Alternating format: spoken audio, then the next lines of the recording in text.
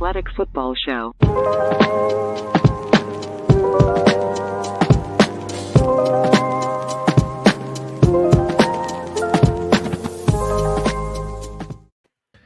Welcome to the Athletic Football Show. Today is Monday, March 14th. I'm Robert Mays. Joining me today is my good friend Nate Tice. Nate, how you doing, buddy? Doing great. I feel like free agency has been, in the works for a few days now. So I guess we're officially get to talk about it like other teams get to do. So the tampering period is open for teams, and it's open for us, I guess, apparently. What a start. I mean, every year, there's something on the first day that's just completely crazy. And there's so many things. And obviously the lead up to this has been wild. The last week has been nuts. The fact that Brady returned last night, that set some things into motion with the Bucs, which we'll get to a little bit later. So we're just going to go through the signings that have happened today. Some of the things that have jumped out to us, some of the things that we like, some of the things that we don't like. Not a ton to usually like on the first day of free agency. I was going to put in a section like, what's your favorite signing so far? And I'm sure there's an answer, but all of these, they follow a similar flavor with that we're used to on the first day of free agency. I guess we'll just. What flavor is that? What flavor is that? A lot of overpays, baby. Let's do this. Very rich, very rich. So let's start. The only place we can start. I'm a ritualistic person. I look forward to things. There are certain times in the calendar where it's like I do a certain thing with my fiance. Like we go to Coachella a lot. Like April, like we're going to go out there. We're going to spend some time in Palm Springs, or, in the summer, it's just good to do things with our friends. And those little tent poles on the calendar are fantastic. And it's just nice to know that every March we can rely on the Jags to do this, where they're just going to, I mean, it's just gifts going like this. It's amazing. We can get to whatever one of these you want to start with. I think we start with the Christian Kirk contract because it has definitely been the biggest talking point. The amount of athlete responses to this deal, AJ Brown tweeting out that gif, I think it was T.I. just nodding, Jalen Ramsey making jokes he's got to become a receiver. That's when you know that things have moved the needle, and this deal absolutely did. I knew that the up to $84 million for the 4 years that Adam Schefter reported was probably doing some heavy lifting. Yeah. Even at 4 for 72, it's still a crazy contract. I bet you, in Arrested Development, when the dad's like, I have the worst effing lawyers. I bet you Mike Williams is saying the same thing about his agent, going like, I should have waited. I should have waited. That's exactly it. Oh my God. I liked Christian Kirk as like a nice, like, side piece for a good team. Like that's what this is, though. That's what this is that you have opinions on players, and I like this guy as there's always that caveat, and often in the first day of free agency, in the early part of free agency, that caveat gets lit on fire in about 30 seconds. And that's exactly what happened with Christian Kirk. So if you look at this right now, 4 years for 72, that's the 9th highest AAV among wide receivers. I know Tyreek Hill is going to get a new deal, but the deal he got, the guarantees that he got, it's essentially the contract that Tyreek Hill got a couple years ago. Oh my God. A bona fide top 4 receiver, no matter how you shake it, as opposed to a high-end number 3 who's really might be a slot-only guy. Oh, man, those agents, like, they knew the Jaguars were desperate for receivers, but it's like they still need guys. It's because Kirk is going to be a slot-only guy for them. It's a huge thing. It's insane. It's insane. For Cooper to get traded when he did, and for Williams to sign that deal before the market opened, the agents for Kirk, for Allen Robinson, I'm sure for DJ Chark, those guys are just sitting there counting their money. Oh my God. It's a huge thing. And that's exactly what happened. For now, the Amari Cooper trade now looks so much better for the Browns. Get him at 20, and not just to get him at 20, there's nothing guaranteed on his deal.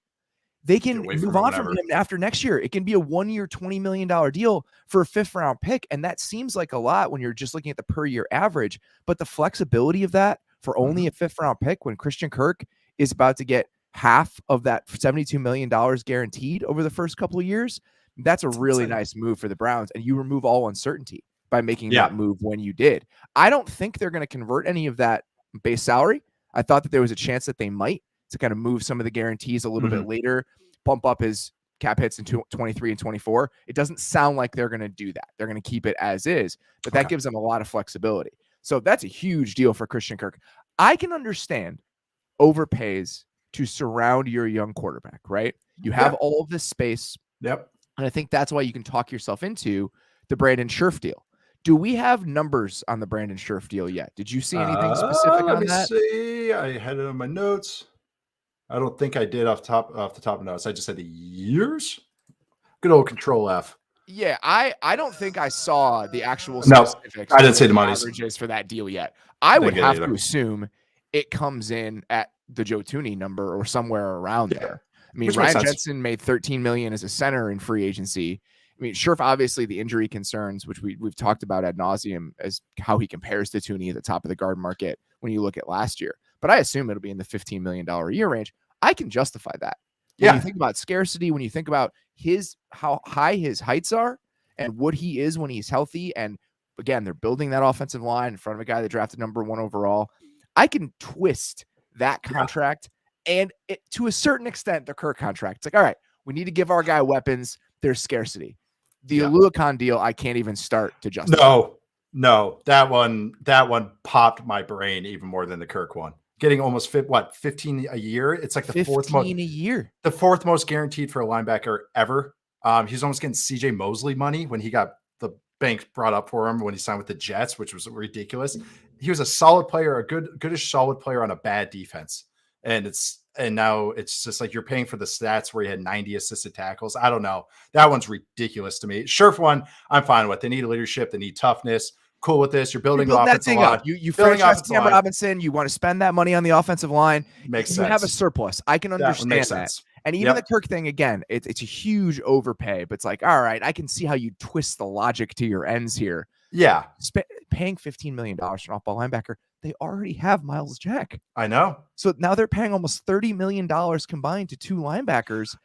I was looking at the list and I saw Myles Jack is right in slot, like right where they're, and I was like, oh my God, that's right. They gave him a big deal too. Just for off-ball guys. And they need so much help everywhere. That's what I thought they would be shopping that upper middle class bin. Just a whole bunch of dudes, just patch some guys together, not go for splashes like this. I can totally understand. I'm sure that a response to this from people is going to be, well, they have all the money. They need to spend the money anyway. This just doesn't work. It just never works. Nope. You can look back on it. It's the Arrested Development thing. It's like, well, it's never worked for anybody else, but maybe this time it'll work for us. Barnwell and I, when we were going through our lessons the other day, outside of the top of the market concerns that you'd always have to have, linebacker is one of those positions. I mean, the history of overspending on free agent linebackers is just riddled. It's a graveyard. Yep. Nothing good comes there. Nothing good is waiting for you down that road. Nope. And they just did it you don't need to do that.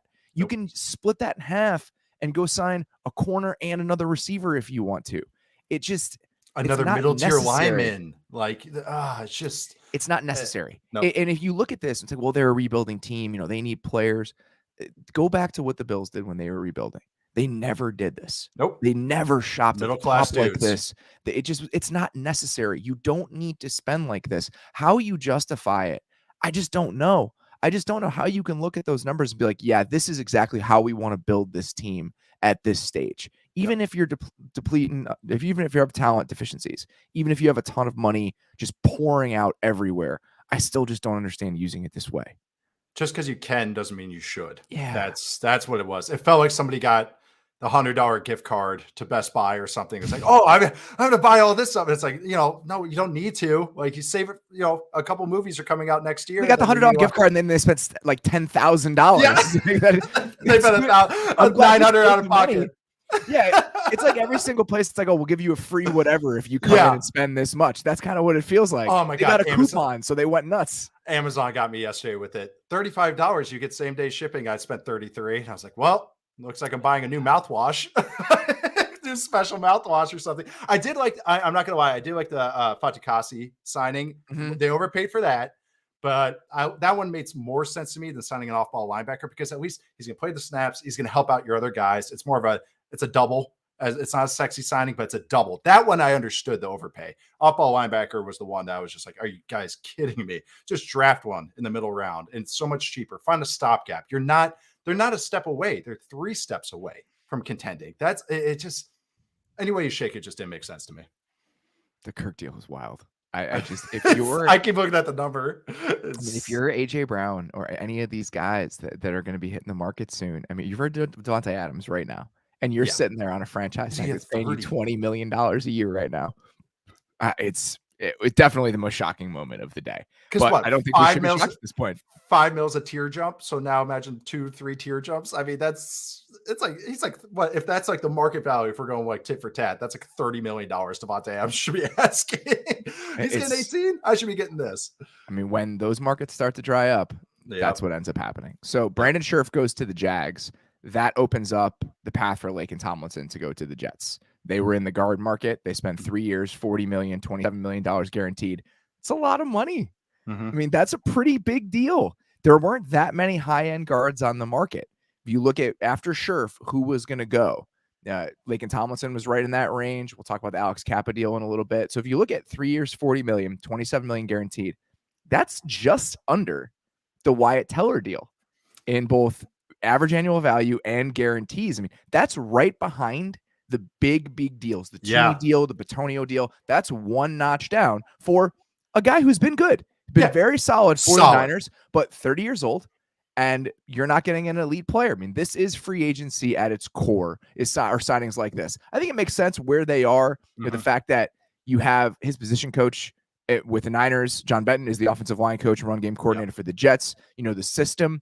So I understand it. The only thing, and I'm curious what you think about this, swapping from left guard to right guard. He's played some right guard in the past. He did in college and early in his career.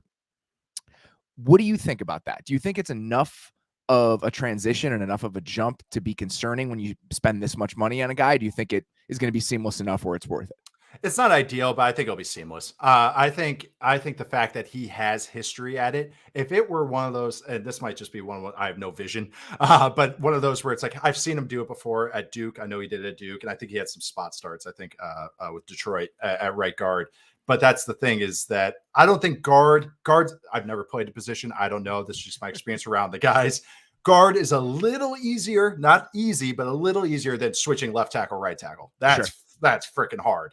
But switching guard spots, I think it's just, it's a little bit of a jump in difficulty, but he has experience doing it. He actually was better at right guard, I thought, coming out of Duke. The whole swap thing, maybe going back to the right side will kind of clean it up. I think it's fine. He'll get used to it.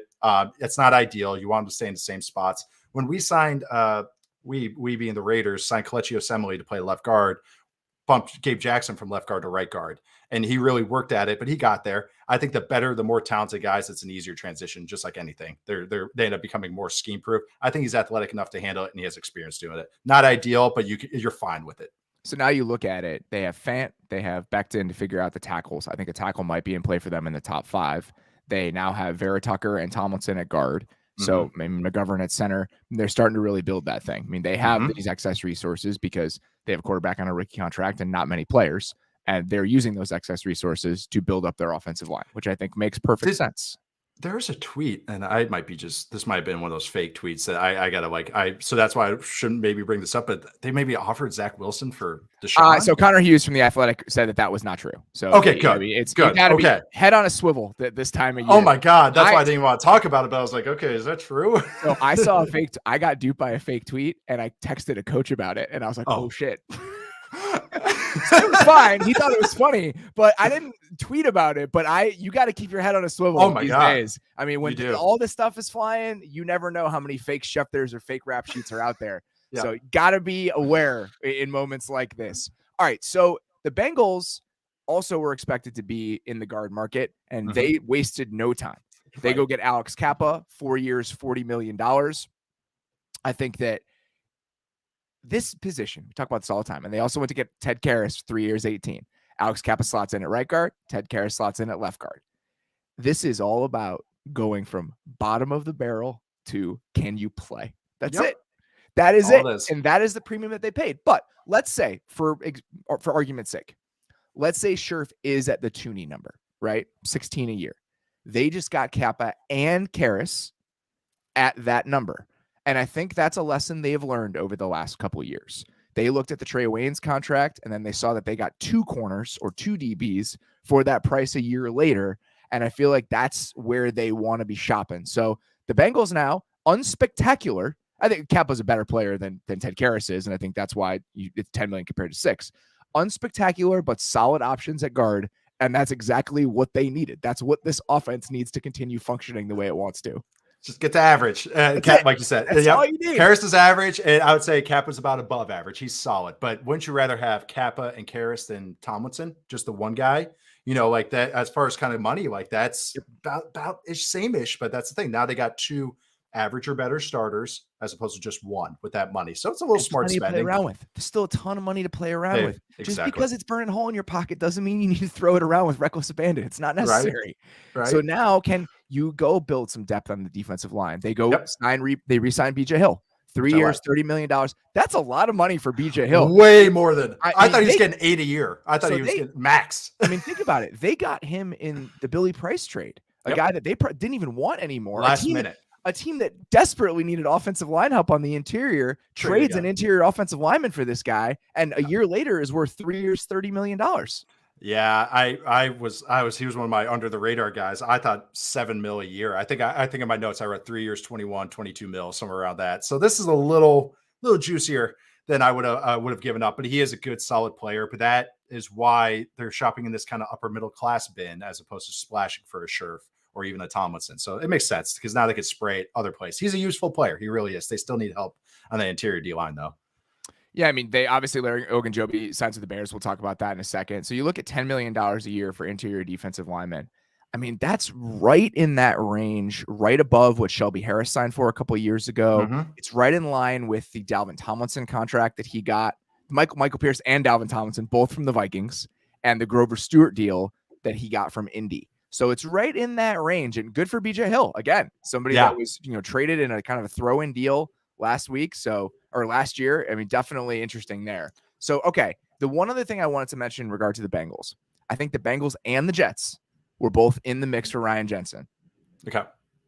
Obviously, the Bucs re-signed him. Yeah. 3 years, $39 million, $23 million guaranteed. That beats Lindsley's deal from last year. Makes total sense, right? Yep. They're right around 30. It's Same your age. turn to be the next guy. So, I mean, Ragnow's younger. He set the market during the season this year. Makes total sense. Yeah, that was a projection bet. Like, totally. Hey, These guys are 30. I think it makes total sense here. It seemed like the Bucs' interest ramped up after it was clear that Brady was going to be back. And that's how this works, right? One domino falls, and then the rest of them fall. This is the real last dance, not Aaron Rodgers and Devontae Adams. It's Jensen and Tom Brady. This is the real last dance.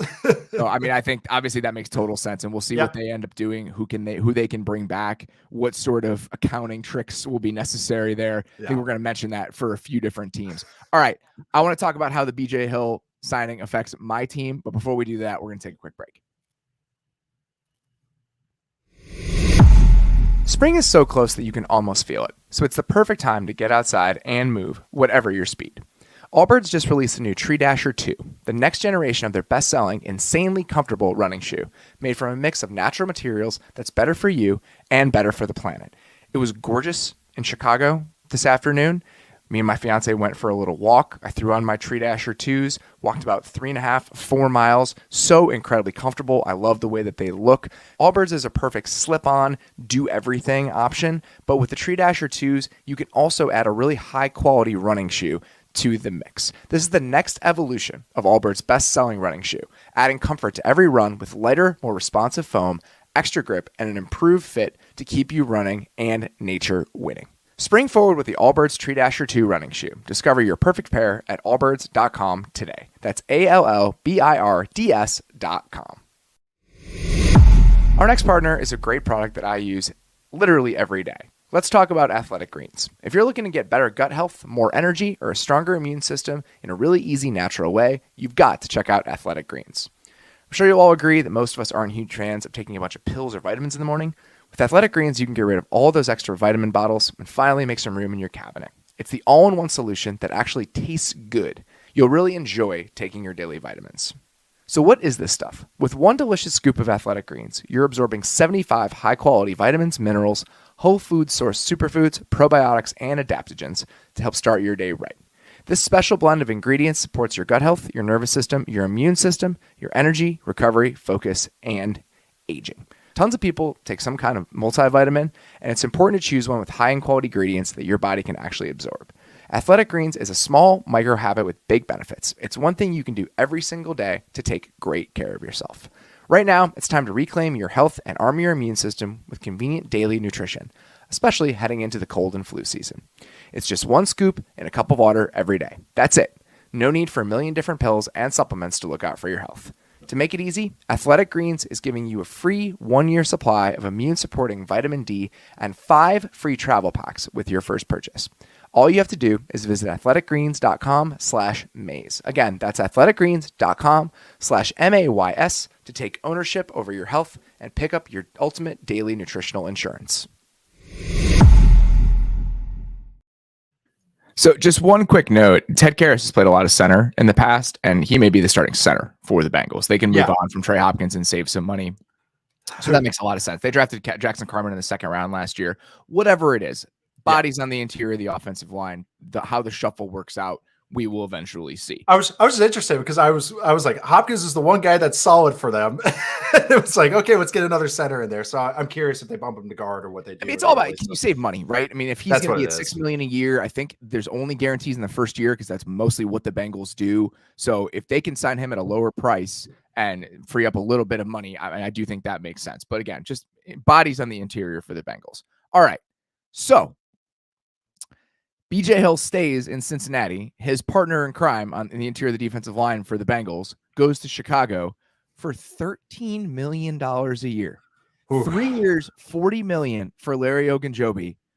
So initially the signing came through and it was Larry Ogunjobi signs with the Bears. So I was like, okay, I can understand that. Hicks is gone. You released Goldman. You need a 3 technique in that defense.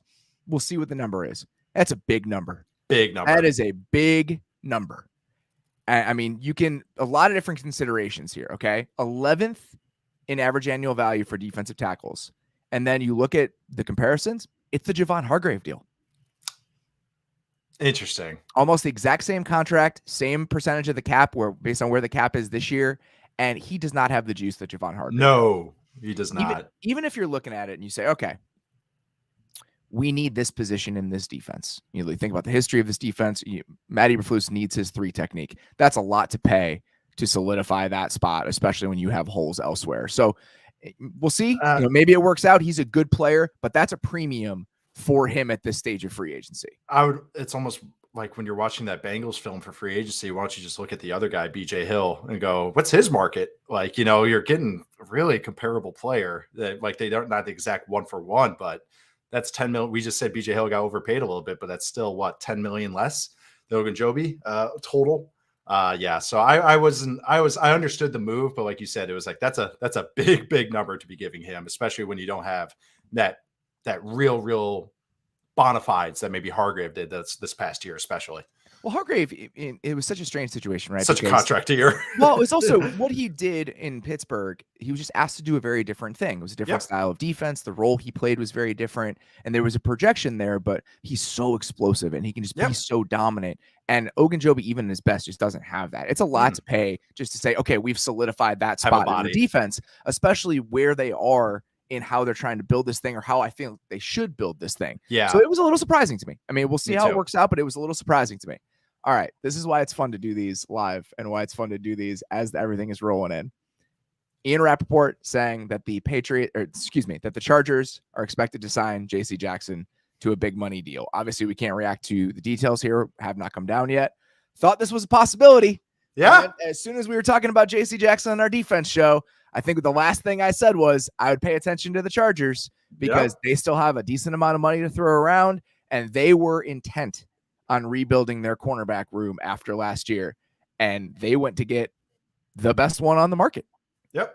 It was him or Carlton Davis. It felt almost like a lock that they would get one of them. Like, there's just one of those guys just felt like it was happening there as far as need, as far as price point, as far as how they're going to use them. I think it makes a lot of sense. It makes a lot of sense to me because now you're not getting to the Ramsey level, but you're hopefully in there. I think how they built their defense is now we don't have to worry about that side. We can shift the bodies to the other side. If you're playing like a trips team, you have a guy that can take care of the X and it helps everybody else out on your whole entire defense. So I get it. When you think about the way that Jalen Ramsey was used when Brandon Staley was there, they would, like you said, even if it was zone coverage, they would lock him on the backside and he would play man. We know that JC Jackson's best trait is as a man coverage corner. I think you keep that in mind. I also think this is a lever to play more man coverage. Yep. If you think about how the rest of the league is adopting, that's exactly right. It's exactly Yeah. right. Think about Fangio last year, right? So if you Yeah. look at what the Broncos did with all those corners, they stocked up the corners, right?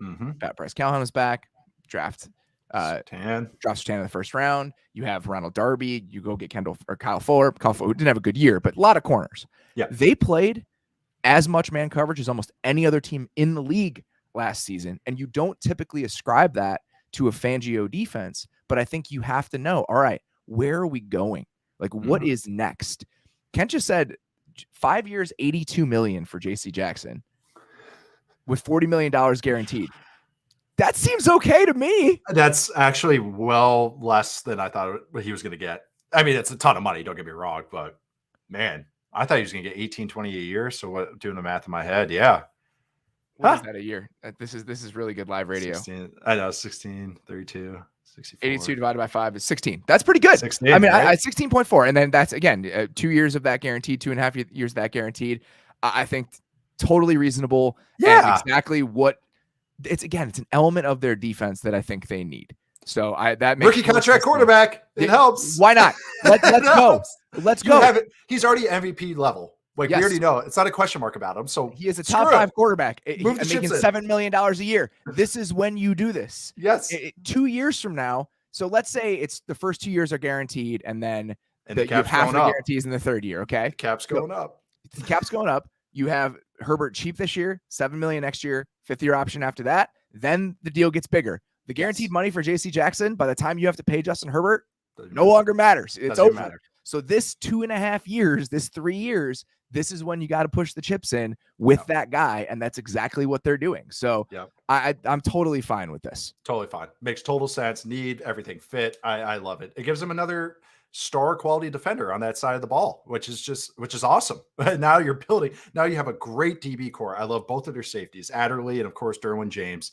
They need linebackers, and of course we know they need interior defensive linemen. Guess what? You can find those guys in the draft. Absolutely, you can easily find those guys. If you want to pay 1 or 2 more, and you want to give them $6 million a year, $8 million a year, that's totally doable, and they can still afford to do that with some of the other moves that they can make. So this one seemed like it might be coming down the pipe, and here we are. Makes a lot of sense. So I was going to transition from Larry Ogunjobi to this. Keep with the Chicago flavor here a little bit. Mitchell Trubisky, baby. Right? Okay. All right. It is 5 p.m. Eastern. I have not seen terms on the deal. Why do you think that is? I don't. Is it because it's just a scary amount of money? I think somebody doesn't want it out there. Is it like way too much for a 2-year deal? I'm curious to see when those numbers come, whether it's like midnight tonight, we find out how much Trubisky's getting a year. Well, Teddy just signed with the Dolphins, so I'm sure they're waiting for them to drop that number before they drop their number. On its face, it is funny. Okay. Yeah. It is funny. I totally understand it. When you're thinking about the alternatives, let's say for argument's sake, it's $15 million for essentially 1 year. Let's say that's what it is. Last year, the going rate for stopgap starting quarterbacks in their mid-30s, Ryan Tannehill, Andy Dalton, Ryan Fitzpatrick, $10 million, $11 million. Yep. You get a guy with theoretically some upside in Trubisky for $15 million, and you don't have to give up an asset to get him. This doesn't preclude you from drafting a quarterback in the first round if you want to. You can bring that guy along at whatever pace you want to. I understand it's not a super attractive outcome if you're a Steelers fan, but I completely understand how you land on this timeline if you're Pittsburgh. Yep. Would you rather do this or trade a 2nd-round pick for Jimmy Garoppolo? I'd much rather do this. I keep those picks too, especially how the Steelers are built. How you just laid it out, it's exactly it. Now they have paths. Now, if they do really like a guy in the draft, now it's like, oh, okay, maybe in a 1st round or the 2nd round, but now you're not needing it. Now you're not going like, oh, we have to draft a quarterback in the 1st round or we're dead, or in the 2nd round. And there's not really, I think a lot of these guys are going to get pushed up into middle and first. So they're not going to probably have him in the 2nd round, some guy that they can maybe build around. So I think it makes total sense what they are. I'm still convinced that Matt Canada, his 1 year at Pitt as offensive coordinator, saw Mitch Trubisky throw for 5 touchdowns against him when he was at North Carolina. I was like, I'm going to get that guy and coach him one day. I'm convinced that's also what happened too. By the way, I love the Mitchell Trubisky Matt Canada marriage. It's going to be weird as hell. It is going to be so weird. He's going to be on the move. There's going to be so many moving parts because even if they tried to put Roethlisberger in the Matt Canada box last year, it is always going to be, to a certain extent, the Ben Roethlisberger offense. That's when you filter it through him, that's what it was going to look like. Now, all bets are off. Yeah. All bets are off. I do think, and maybe I'm reading too much into this, the reports that the Giants were also interested in Trubisky, and Dable had all year, every day, to watch him, would be slightly encouraging. I don't have the highest of hopes for what he can end up being, but I think as a 1-year stopgap option, as you're trying to figure out what this is, and you consider the alternatives, this is not the worst outcome for the Steelers. And he can, what do we say sometimes? At least Trubisky can run around a little bit. Yes. So even if it's not perfect, he can once in a while get hot and create some plays for you. It's like, it's fine. It's totally fine. Like for the Steelers situation, it makes a ton of sense. You could do so much worse, but it's also very damning of this upcoming quarterback class about what all these teams are doing with the quarterback position as opposed to drafting. They do like Malik Willis. Let's say, for argument's sake, they do like Malik Willis, and he is available when they pick. Like maybe he won't be, but let's say he is.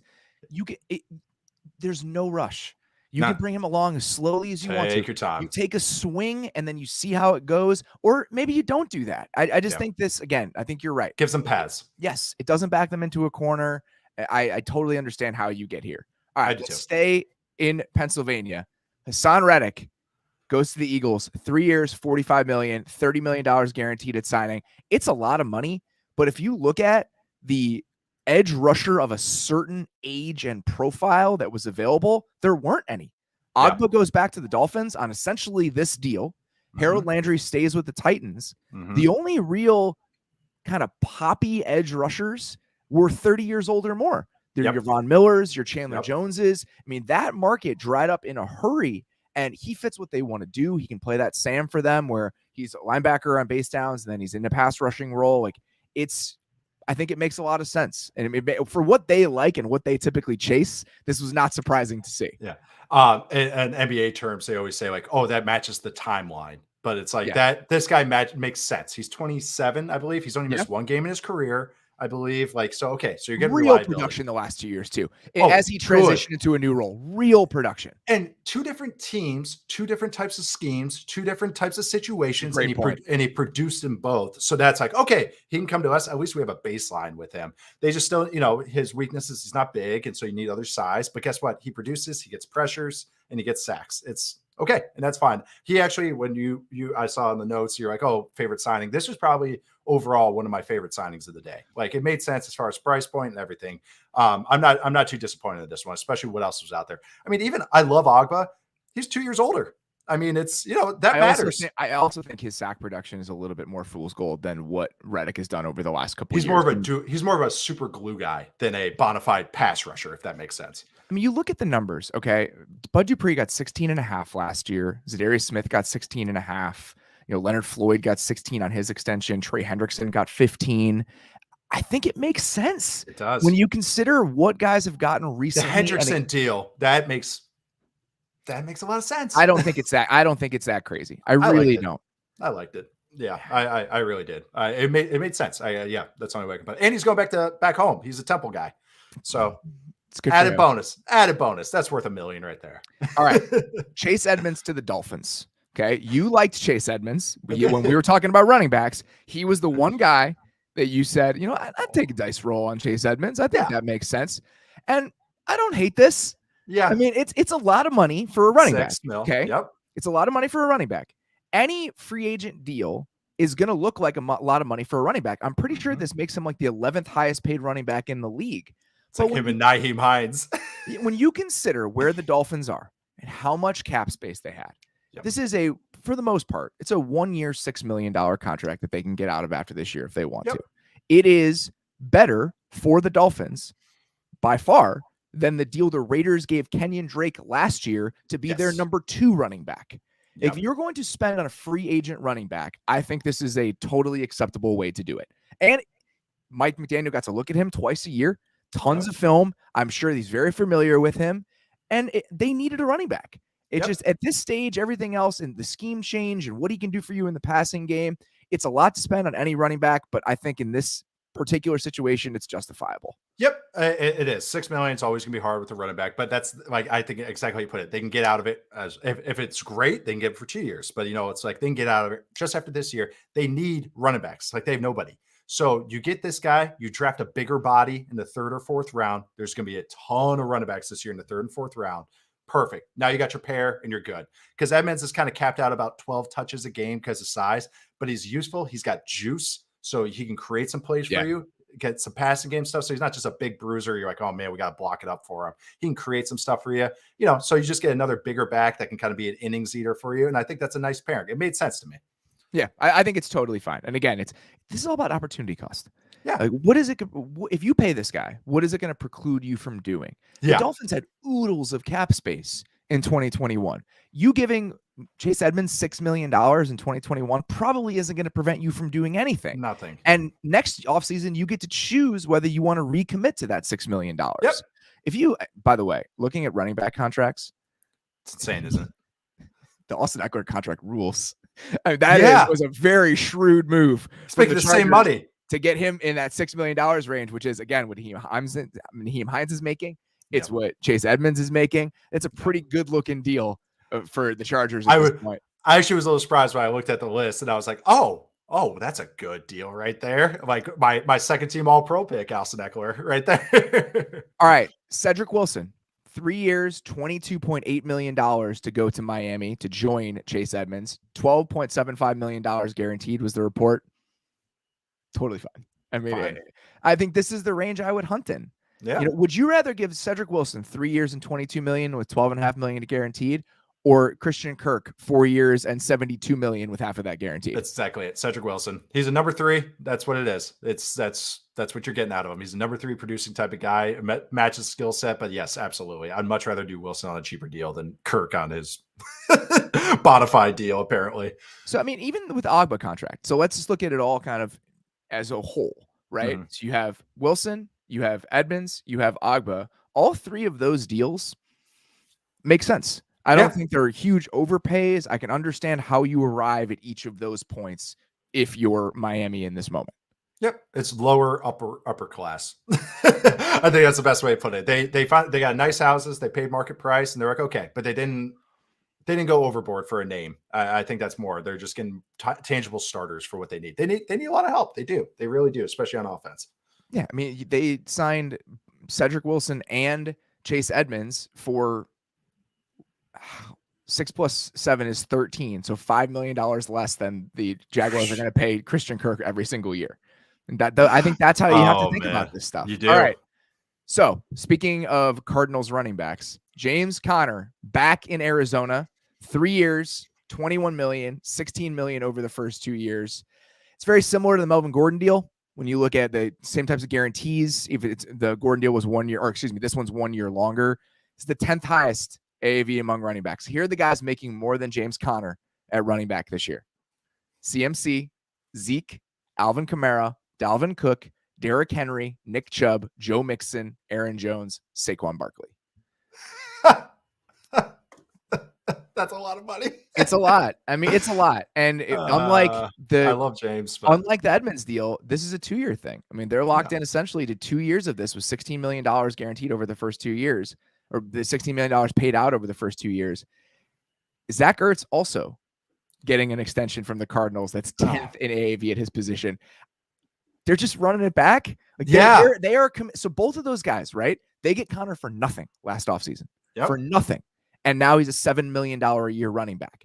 They trade Zach Ertz in what amounted to essentially like a salary dump for Philadelphia. And now he's the 10th highest paid tight end again. And it's like, those guys were fine. Yeah. I mean, to pay a premium now to commit yourself to whatever your offense looked like last year, when I don't know, were we that excited about what their offense looked like by the end of last year? No. This isn't Miami giving Chase Edmonds $6 million with how many resources they have, where they're at, is different to me than Arizona at this stage giving James Conner $7 million over the first 2 years. It's just different. They're building a sweet fantasy team. That's what it seems like, though. But I mean, wouldn't you rather? Okay, let one of these guys walk. Just pick one, Ertz or Conner. And that's you put it post. They're both fine players. Don't get me wrong. But Wouldn't you just rather let one of those guys walk and use that money to get a guard, use that money to get something on defense, a mid-level corner, something on your defensive front that's more tangible than a star player? I don't know. It's just their team building that just doesn't make sense. It just seems like they go for names, and it works in some regards, but others you can see why they fall apart as the season goes along, because they don't have depth, because they pay for guys like this. I just don't understand what the process is. Like No. what they got that extension. They don't care. Explain to me the plan. Explain to me why this is the way that we should be building this thing. It's just confusing. I really don't understand it. All right. On that note, we're going to get to some of the other re-signings that have happened, because I think there are a bunch of them with some ramifications we're talking about. Before that, though, we're going to take one more quick break. This episode is sponsored by Good Chop. With Good Chop, you get a flexible monthly subscription plan for high-quality American meat and seafood. Good Chop offers convenient, contact-free delivery right to your doorstep. Their orders are fully customizable. You can choose beef, chicken, seafood, and pork products you like the most. For example, their beef is well-marbled Angus choice and prime cuts, or you can get delicious 100% grass-fed steaks, whatever you prefer. With the seafood, it's sustainable and wild-caught, whether you want salmon, Pacific cod, or something else. Good Chop especially prides itself on sourcing beef that comes with no antibiotics or added hormones ever. There's no artificial ingredients, only the good stuff. I have loved my experience with Good Chop so far. The steaks that we got, just really good fillets that we threw in the sous vide, made with a little sweet potato roasted in the oven. It was a perfect, easy weekday meal. Defrosted it overnight. It was fantastic quality. They sent scallops. Again, just a quick defrost. Sear them in a pan. Really easy, delicious, quality weekday dinner. Go to goodchop.com/Mays100 and use code Mays100 to get $100 off your first 3 boxes. Again, that's goodchop.com/Mays100 and use code Mays100 to get $100 off your first 3 boxes. Good Chop, America's online butcher. The beginning of a new year is a great time to finally start things, like diets, workout routines, or thinking about your financial future. Even if you don't plan on getting off your couch in 2022, you should at the very least do one responsible thing while you sit there. Check out wealthfront.com. You can start investing in no time with Wealthfront's classic portfolio, or make it your own with things that you care about, like socially responsible funds, technology, crypto trusts, or hundreds of other investments. Wealthfront was designed by financial experts to turn your good ideas into great investments without the hassle of doing everything yourself. Don't want to spend hundreds of hours trying to lower your tax bill? They help you do that. Not sure how to rebalance your portfolio or what rebalancing is? They do it for you automatically.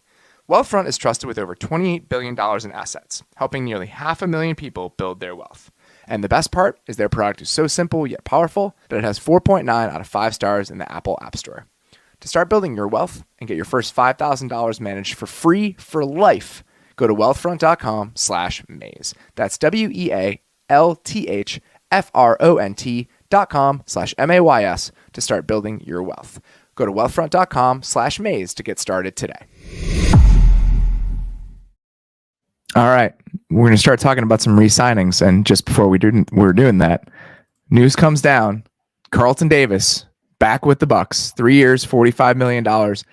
I am so in on the irresponsible financial decisions that the Buccaneers are about to make. They need a mob accountant. I mean, this is going to be incredible what they're going to have to do to their books. Why not?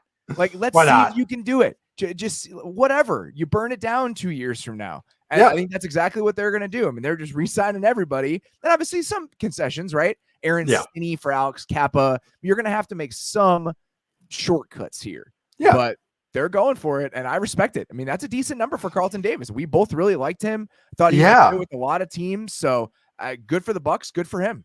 The fact he got 15 and JC Jackson got 16 a year, give or take, like that's way less than I thought those guys were going to get. I mean, way less being a couple mil, but still it's a couple mil. Yeah, I think the Bucs were like, hey, we really like this window we got. Let's keep it that way. Might as well. Brady, let's run it back. Let's get another year. It's the last dance for them. Makes total sense. And even little things like going for a corner, a premium position, and Cap is a fine player, but over a guard, a guy that you can probably find more of a middle tier guy than the guy at corner right there. So makes a ton of sense. I wasn't sure what they were going to look like, even if Brady was back. I mean, this was back in December when you're projecting what the 2022 Bucs would look like if Brady had returned. Were they going to be able to afford Ryan Jensen and Chris Godwin and Carlton Davis? The answer so far is yes.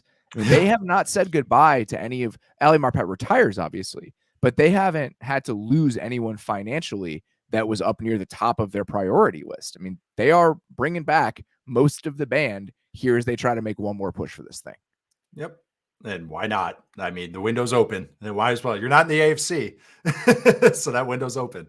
Another guy that we were really intrigued by that was hitting the market was Quandre Diggs, who signs for 3 years, $40 million to return to the Seahawks. I mean, you look at it, I think the deal makes total sense when you consider the market. So it's about this exact same cap percentage that John Johnson got from the Browns last year, an average about 6% of the cap. So a little bit of an increase per year. But when you consider where the cap is going, where it was last offseason, I think it's in line with the market. He's a really good player. Yep. I didn't know what speaks to what the Seahawks are thinking here. They re-sign him. They will re-sign Will Dissly. You know, I thought that they were going to potentially blow this thing up and really start over. It doesn't seem like they're trending that direction. So maybe gives you a window into what their thinking is with Deshaun Watson or what their quarterback situation is going to look like.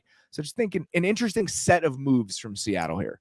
Yeah, this would seem more like a reload than a like, hey, we're moving on to the next step. Which is interesting.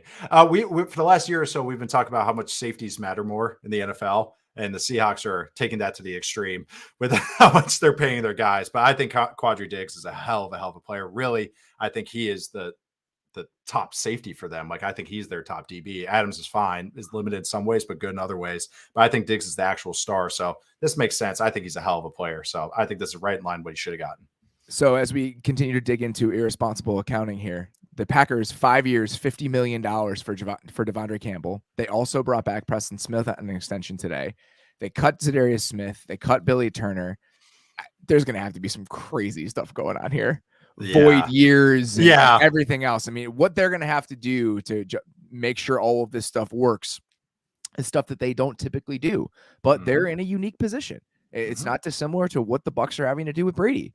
You only have a couple more years with the quarterback, and is it going to be messy 3 years from now? Sure, it's going to be messy 3 years from now, but I understand the thought process. I understand what you're trying to do. Good for Devondre Campbell, by the way. Again, somebody that comes in on a bargain basement deal, trying to rebuild his value, and does it in a big way for the Packers. Like you said, it could get messy, but guess what? You win one Super Bowl ring, and it's worth that mess. Like that shiny piece on your finger cleans everything else up. I'd much rather have this deal than the Foy deal. 100%. Much rather at 10 mil a year, give or take. It's really going to be like a 2-year deal when it's all said and done, like most of these are. He's getting less than Blake. He's getting less than Blake Martinez. What do you think that cap hit number is in year 5? Oh, I know. It's like $25 million. Yeah, it's ridiculous. I'm curious to see what it's going to end up Kick that can. Yeah, I know. But he's getting less than Blake Martinez is. So to put it in perspective, as far as years. Or that 5 years is, I mean, you can spread out some signing bonus stuff. You got a lot of things that you can use that for. And I assume that's fine. They will. We'll see what happens with Devontae Adams. And there were reports today that he is not going to play on the franchise tag after the Christian Kirk deal, even before the Christian Kirk deal. I don't blame him for not wanting to play on the franchise tag. $30 million. That's what he's going for. I'm sure he's going to get it. So fascinating little set of dominoes here in the AFC as we look at offensive linemen. Okay. The Titans cut Roger Saffold. Roger Saffold now signs a 1-year deal with the Bills. I haven't seen a number on that yet. I assume it's less than he was making, obviously. Yeah. The Bills release Darrell Williams, who had bumped down to guard after Spencer Brown stepped in at right tackle. He was at $9 million after an extension. They save about $6 million. I assume Saffold is less than that $6 million. So they get a guard for less than they saved for Darrell Williams, and they get a guard who has his warts at this stage of his career, but brings a physicality in the run game that other guys do not. I believe matches the Bills' mindset as a team, like completely. Yes. So it totally makes sense. Mitch Morse signs a 3-year, $28 million deal. His cap hit goes down to $8-ish million this year. So you see how all of these things start to pile up, right? Yeah. And then go back to Tennessee. Ben Jones back on a 2-year, $14 million contract. I would have loved that if you were another team. I thought the Bears were going to go after him. And it sounds like the Bears were looking into Brian Allen, who goes back to the Rams on a 3-year, $24 million deal. That range there, $7 million for Ben Jones, $8 million for Brian Allen. I think you would give that to a center in free agency and never think twice about it. And I think that those teams that had those guys realized that. It's like, all right, well, why wouldn't we just keep this guy for this price range? So I think both of those deals make a ton of sense.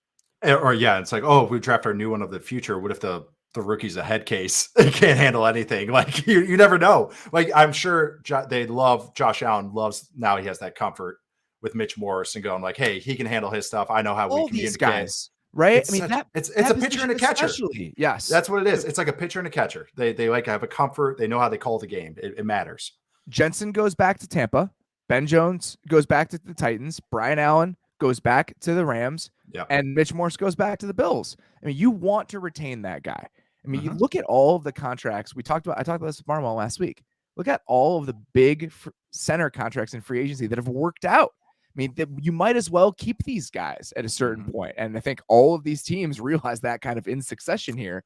And all these guys are back. The interesting one with the Rams, Joe Noteboom, 3 years, $40 million with $25.5 million guaranteed. It's $13 million or so per year with the first 2 years guaranteed. That's a pretty big deal. But if you think that he is a quality tackle, and we've only seen him in little tiny fits and starts, so his market isn't huge, but you think he could be your left tackle of the future, there's a chance that it ends up looking like a really good deal by the end of this season if you think he's that guy. And he actually did fine when he had to step up this year. Like he did well. I actually would even say well. But that's the thing. He's 26. You're getting him right in his prime years. And like you just said, if he has a great year this year where you're like, oh man, he's a good starter, that's a steal. I mean, that's a lot of contract. It's the exact same thought process where if you can get in a little bit early and other people don't know exactly what he's worth because he's only gotten action here or there, and you get to watch him every single day. I mean, look at what just happened with Jake Matthews, right? Jake Matthews signs a 3-year extension at $18.25 million average, and that puts him right in the Colton Miller range, right? That's what you have to pay a functional left tackle. So if Joe Noteboom ends up being that for the Rams at $5 million a year cheaper, then that ultimately can be a deal for you. Especially for the Rams who are they have to get creative with how they do things. So it's like, that's where, if you steal guys like this is how you unlock other things for your team. So I'm all for this one because especially how the flashes he had this year when Whitworth went down, I was like, oh, okay, there wasn't that much drop off. And his head, like his eyes looked to the right spot. So I think it's coming together because he was more of a traitsy prospect before, like more of like a toolsy guy, and then has grown into an actual football player. So I like it. It made sense to me, especially where the Rams are at as a franchise. All right. So you mentioned Reddick. Any others that are kind of your favorite deals from today? You're like, oh, that makes sense to me. I got 3. It was I kind of already mentioned them all. The Fatukasi to the Jags, a little bit of overpay, but it made sense. But that was before the linebacker deal came onto the board. I was like, I don't like it as much. Reddick to the Eagles, and then Saffold to the Bills. I like that. A 1-year starter. You're getting an attitude. Solid. I think he's more of a solid starter now than good, very good. But it made sense for me with the Bills. So I really think those 3 at the top, off the top of my head. It wasn't. Not a lot of those middle class signings where we can sound smart and go like, oh, I really love this. Like back. That'll be over the next few days, right? Exactly. For the most that'll be later this week. For the most part, the values that I like are the guys that re-sign their own players. That's the other one. Ben Jones at $7 million, Brian Allen at $8 million. I mean, guys that are just going to be kind of that connective tissue of your roster that you just felt like you needed to bring back based on where you were as a team. I think all of those make sense. All of those are decent value. So we'll see what happens over the next few days. I'm sure some of those middle class contracts will get handed out. Who's the okay, do something meme where you're poking them that you're just like, all right, what the hell are you doing? Originally I had Carlton Davis and JC Jackson, but then Teron Armstead. I'm curious. I just want to see what the number is just because I have a number in my head and I want to see what the open market does for a starting freaking left tackle. I just want to see it. I'm just curious. I'm just very curious. Where do you think he lands? Like, but now that we're looking at it, I mean, Miami still should be in play. I think it's right? Miami. I think Miami should still be in play, even with the deals they've handed out. It's been pretty moderate deals, so they should still be able to afford him if they want to. I know. I was gonna say, do the Colts feel risky? I don't think so. I don't think so. $70 million a year. The Colts. It's really, really funny that the Colts have $70 million in cap space, and the guy that they've signed today is Mo Alley Cox. Gotta love it.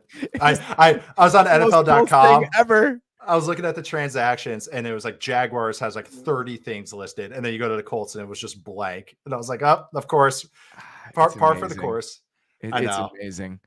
All right. I think that's all we've got. I think we've run through most of it. All right. I'm trying to see if there's anything I've missed as I scroll through the timeline here. I think we're good. All right. That was fantastic. Really enjoyed that. Guys, we will be doing this at least for the next 3 days. We'll see how frisky I'm feeling on Friday. We may not do anything live, but I still may want to do a show. But we're going to be Tuesday, Wednesday, Thursday. We're going to have live free agent reactions every single day in this same space. Tomorrow, 4 p.m. Eastern, Lindsey Jones is going to be joining us, 4 p.m. on Tuesday. Wednesday, 4 p.m. Eastern, Sheil is going to be here. Thursday, 3 p.m. Eastern, you're back. So, guys, please continue to come and check these out. Love doing this. It is a very fun time of year. We will hit the signings we did not hit, just so everyone knows. It is 5:30 p.m. Eastern as we stop recording this. So if there's anything that comes down after this, that's why we didn't hit it. But we will be back around the same time on Tuesday. Really excited about that. If you guys could, please rate and review the podcast on your podcast platform of choice. If you liked it last season, if you enjoy the show, just go leave a review. We would really appreciate that. Please subscribe to The Athletic, theathletic.com/football show. You can read all of Sheil's grades for every single one of these signings. He's doing it in real time because he's a psychopath. You can go check out all of the coverage. I'm telling you, it is so great to be able to get team-based contextualization from every single one of these signings. Where are these guys going to play? Where were they in these priorities? How do they fit the plan? That is something that you can get at The Athletic in a way that you cannot get anywhere else. So theathletic.com/football show. Highly encourage you guys to go get a subscription if you do not have one. We'll be back tomorrow with Lindsey Jones. For now, appreciate you guys listening. We'll talk to you soon.